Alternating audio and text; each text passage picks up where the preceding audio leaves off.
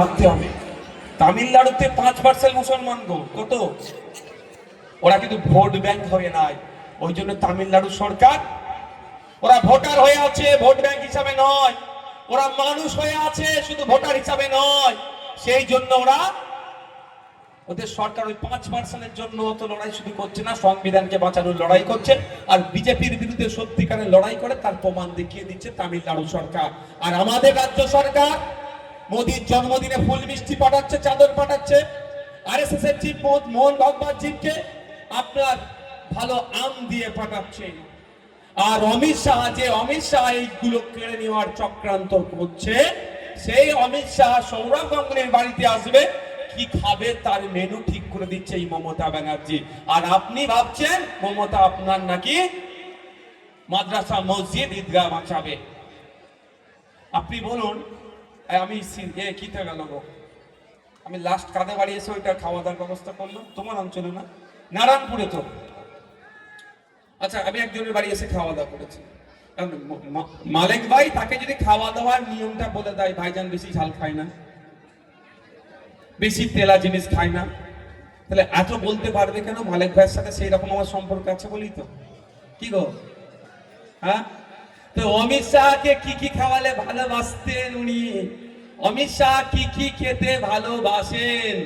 যদি অমিত শাহর বোন দিদি মমতা ব্যানার্জি না জানে, তাহলে সৌরভ গাঙ্গুলিকে কি করে বললো ভাই?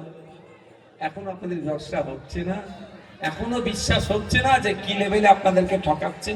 তামিলনাড়ু সরকার অলরেডি বলে দিয়েছে, তামিলনাড়ুতে ওয়াকফ সংশোধনী আইন আমি লাগু হতে দেব না। আর আমার পশ্চিম বাংলায় এই নটোরিয়াস ক্রিমিনালদের সরকারটা, ওই যে নটোরিয়াস ক্রিমিনাল একটা আছে না, নটোরিয়াস ক্রিমিনাল আছে তো, জানেন তো? আপনার ওয়াকফ আইনকে বাঁচানোর জন্য মহিলা নিয়েছে, ডান্স করিয়েছে সোনপুর বাজারে। ওয়াকফের বিরুদ্ধে আন্দোলন হচ্ছে, মহিলা নিয়েছে ডান্স করাচ্ছে। ডান্স কখন করায় যতটুকু আমরা জানি, কিন্তু ওরা যখন ওদেরই দেখি, ওরা যখন খুশি থাকে। ওয়াকফের সম্পত্তি কেড়ে নিচ্ছে, আপনি খুশিতে আছেন তাহলে? তার প্রমাণ আজকে দেখা গেল। ভাঙড়ে 3000 মানুষের নামে মিথ্যা মামলা দিয়েছে, আমার নামে 5টা মামলা দিয়েছে। ওই দিনকে আমি ভাঙড়ে ছিলাম, আমি ছিলাম শিয়ালদাতে। যাক, ওই মামলা আমি পরোয়া করি না, কিন্তু আপনাদের ভাবতে হবে মমতা ব্যানার্জি আসল রূপ আমাদেরকে ধরতে পেরেছি, এর মুখ আর মুখোশ আমরা জানতে পেরেছি। এরা হয়তো এটাও হতে পারে, কি বলুন তো, ভাইপো যেভাবে দুর্নীতি করেছে, চাকরি চুরি, গরু চুরি, কয়লা চুরি, বালি চুরি, শিক্ষা চুরি, হসপিটালের মেডিসিন চুরি, এমন কোন জায়গা নেই যে এরা দুর্নীতি করেনি।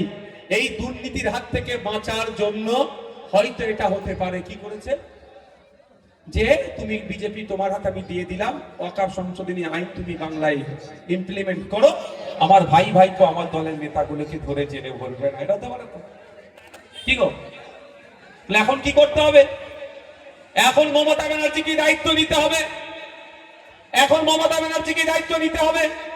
প্রথম কথা, 5ই ডিসেম্বর লাস্ট ডেট, এটা অমিত পোর্টালে আপলোডেড। তাহলে এতদিন পরে মমতা ব্যানার্জি ঘুম ভাঙলো, টাইমকে 1 বছর বাড়াতে হবে। দ্বিতীয় কথা হচ্ছে সরলীকরণ করতে হবে। অমিত পোর্টালে যে তথ্য চেয়েছে, সেই তথ্য সহজে আপনি খুঁজে পাবেন না কাগজ থাকার পরেও। তাহলে সরলীকরণ করতে হবে।